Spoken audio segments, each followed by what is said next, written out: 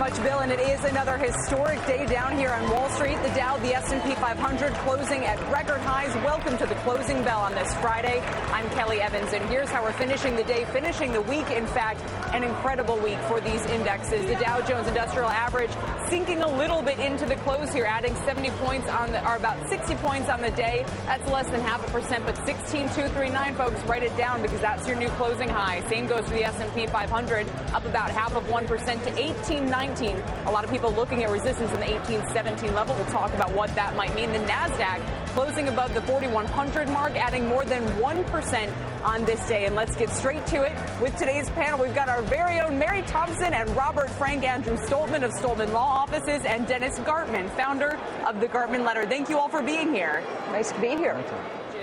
You know, is this a better outcome than if we hadn't had this kind of wacky distribution of wealth from the get-go, again, in the hopes that it will perhaps even out? Andrew Stoltmann, some thoughts here, sir. I don't know. I mean, look, I don't mean to be a Debbie Downer, but I seem to be the only one that basically looks at the situation and says there's still a lot of roadblocks that are out there, a lot of things that could go wrong. And it just seems like the best possible outcome is baked into the share price. And now we have all these pundits coming out saying, gee, 2014 is going to be great. Those same pundits at the beginning of last year were saying this was going to be a year where the markets are up 5 to 10%, maybe. So I think it's a little bit of a cracked crystal ball. We'll see what happens, but maybe I'm not quite as bullish as everybody else. So tell us, what are some of the things you're going to be watching in 2014? What are your concerns?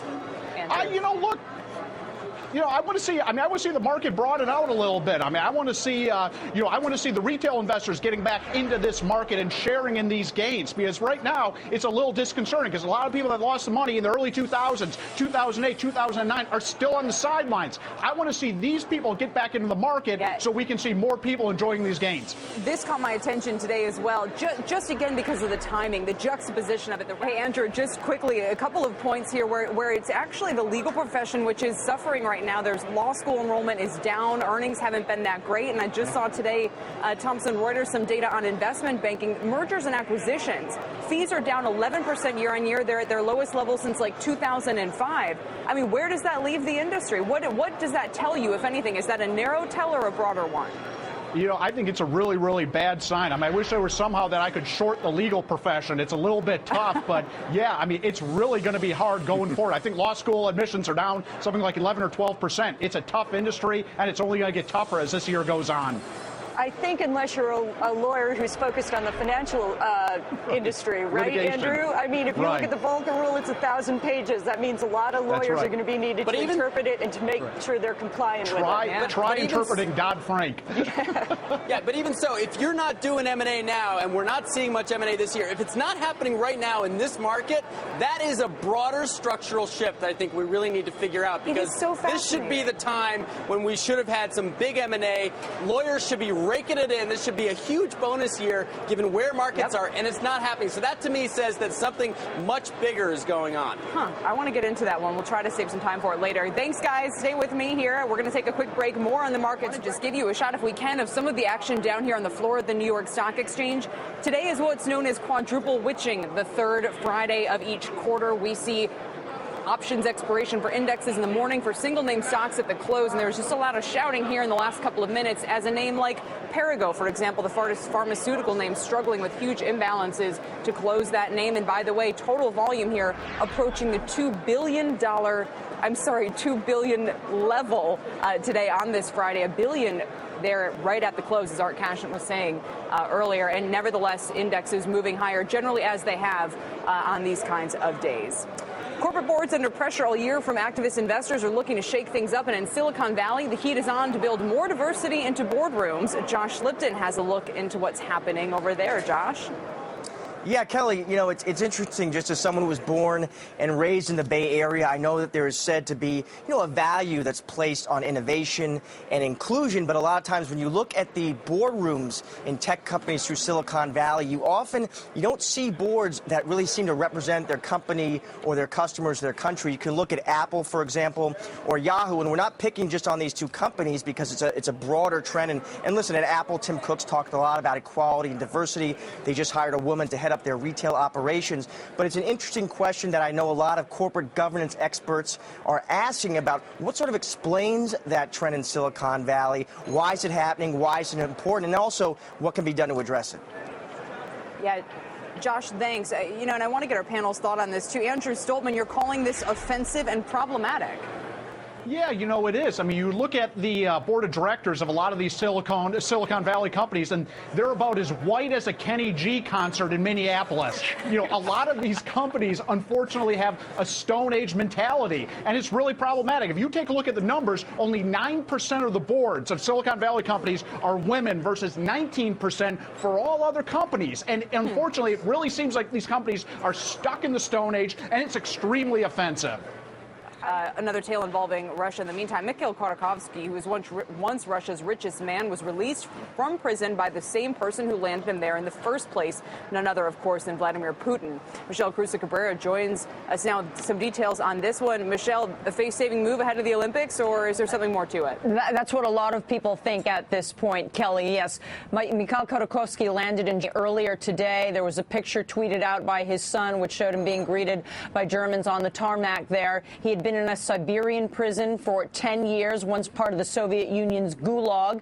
The reason he was there is because he crossed Putin. He was officially charged with things like tax evasion and financial crimes. However, many believe that the reason he really ended up in prison was that he funded the opposition against Putin and even considered running against Putin. I spoke with Bill Browder earlier today. He's a guy who runs a hedge fund that used to be one of the largest investors in Russia. That is, until Russian officials seized many of his assets, and then his lawyer who prosecuted the case died within prison in less than a year due to lack of medical care.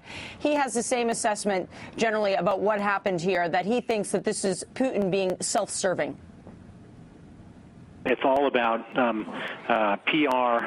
Before the Olympics, Putin is humiliated because Obama's not coming, the German president's not coming, the Belgian president's not coming, and Putin wants to have some kind of good news about his human rights record. They say it's a real embarrassment for Putin, Kelly, that nearly day after day there's some kind of leader in the world who says they're not coming because of the issues that minorities face in Russia. And, Michelle, you will be covering Sochi, correct? Yes, exactly. So we're watching to see if there are protests. The athletes are, by the way, are prohibited from protesting. Oh, that's right. Yeah, and isn't there a media crackdown at the same time happening? Well, we've seen a lot of journalists who were covering the environmental devastation that's around Sochi as they've done the construction have been imprisoned or attacked. Those stories have been coming across from the Associated Press in recent days, and Human Rights Watch as well have noted that there's issues with the press in Russia at this point. Michelle, stay with us if you will. I just want to get some thoughts here from the panel on this.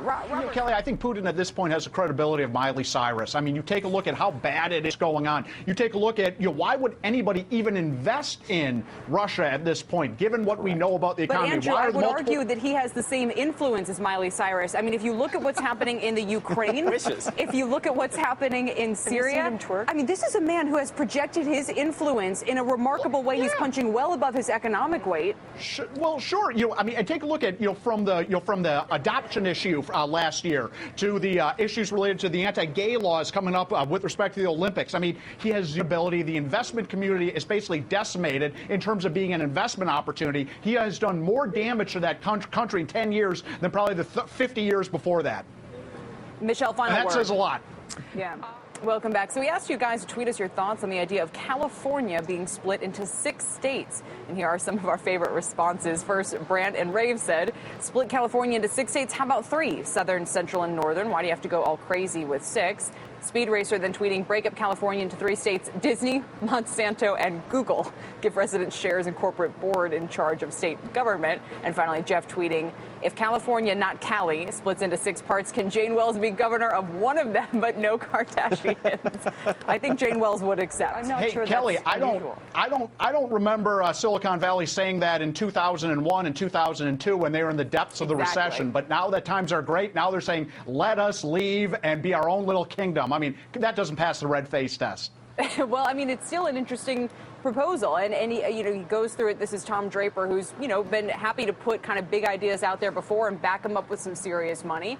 And he kind of says, maybe it would make sense in sort of even California is, after all, it has a massive population. It has only 2 senators. It kind of goes its own way and yet is often a real tell for what's happening across the rest of the country. So if they want to exercise more autonomy, certain regions, and it's not just about Silicon Valley, maybe some of the southern or eastern parts of the state feel very differently about what the direction Silicon Valley is headed.